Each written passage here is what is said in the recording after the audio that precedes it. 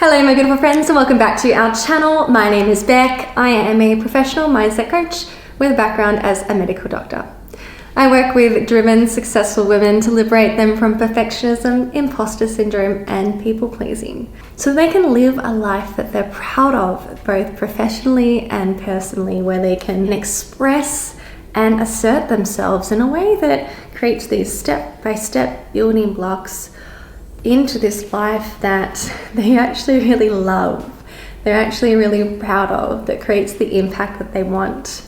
And this is such important work because no matter how successful you are, and I think sometimes unfortunately it's correlated with how successful you are, it's difficult for us to understand what we want, what we enjoy, what we think is important in this world. And often people who have been really successful have done so by following what everybody else said was the right thing to do, right? That's why we say these people are successful. That's why we say we're successful, because everybody else agrees that this is a successful life.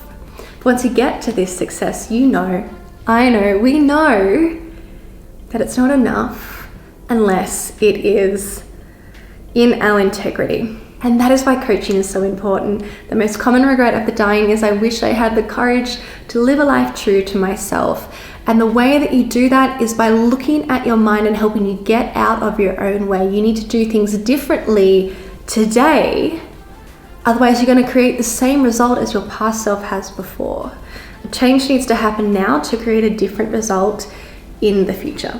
My beautiful friends, my one-on-one coaching practice is currently full. However, you can jump on the waitlist down below to be the first to hear about when free consult opportunities come up, and also to hear about our group coaching program, which will be opening soon. I am building it while we are here in Madrid, and you are not going to want to miss the learning in this program. Now, let's get into today's video on how to deal with negative people. Now this should be a whole series, but I just want to scratch the surface of it today to give you something to chew on, to take out there and change your life with today. This is such a common dilemma that comes up with my one-on-one clients, because as they take more and more and more responsibility in their lives, the general tendency is that we become very results focused, outcome focused, value driven, which often looks like being a lot more positive, optimistic, focused on the good, focused on what we want, abundant than we've been before. And when you contrast that way of living with the way that most people live, that level of positivity is usually a lot higher.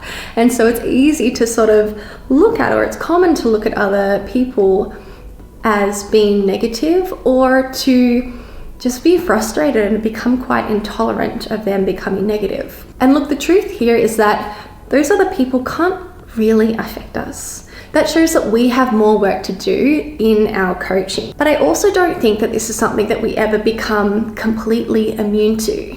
I've been doing this work for years, and I consider myself to be not only a solution-focused and values-driven person, in the sense that I often look at what I want, where I want to go, and I'm focused on how to get there rather than kind of being in the negative.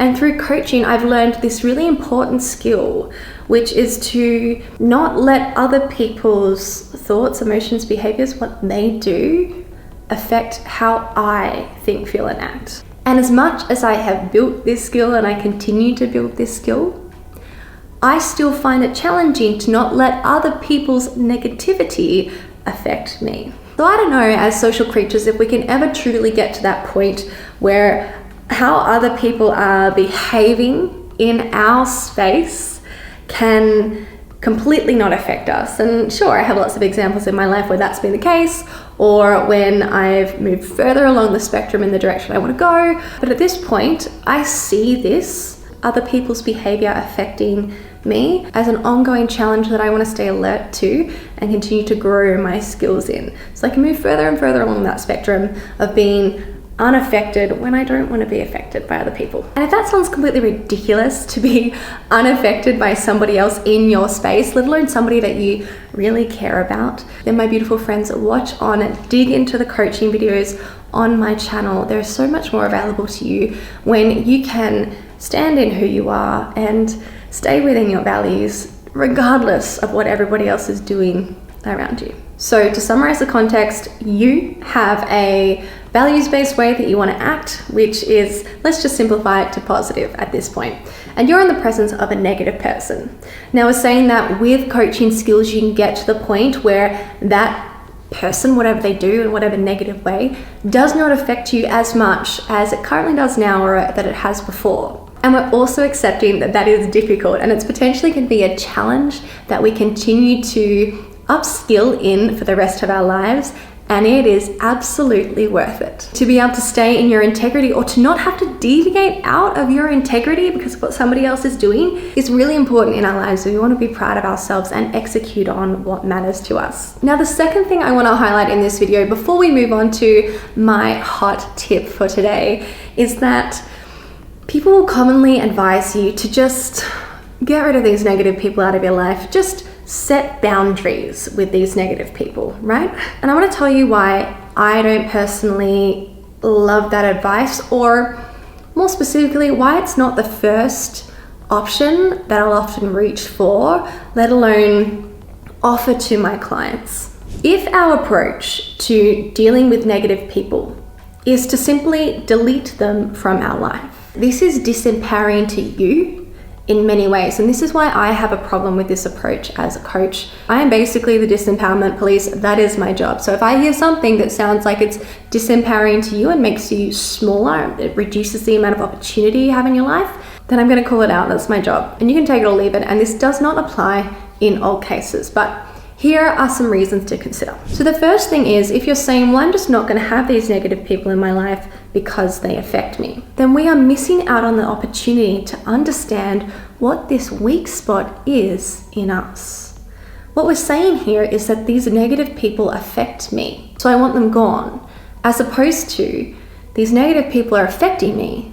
I wonder why. Why am I letting this negative person affect me? How am I letting this person change the way that I'm thinking and feeling and behaving? I wonder what I can learn from this so that I can be more stable and sturdy in my own integrity.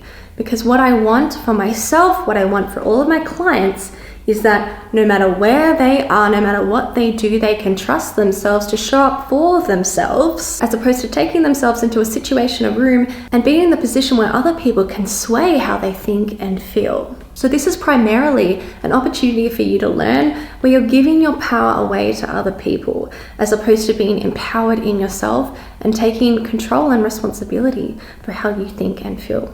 Now, secondly, it sounds good when you say, well, I'm just going to delete these people from my life. I'm just not going to not allow them to be in my life.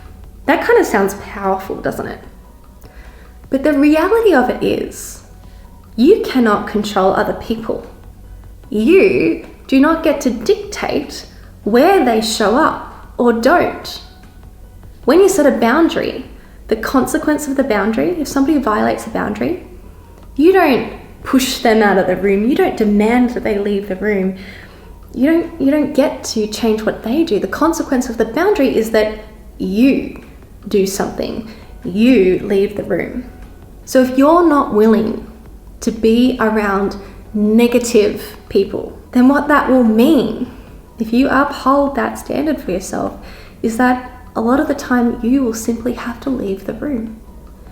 You will be the one who misses out. Right? You're not able to punish them, and you don't want to become the kind of person who punishes them in any case. So again, I just want you to question this way of thinking for you and these decisions that you're making, these boundaries that you're setting, actually empowering for you? Or are they taking opportunities away from you? And I know you want to say right now, well, Beck, I shouldn't have to be around these kind of people.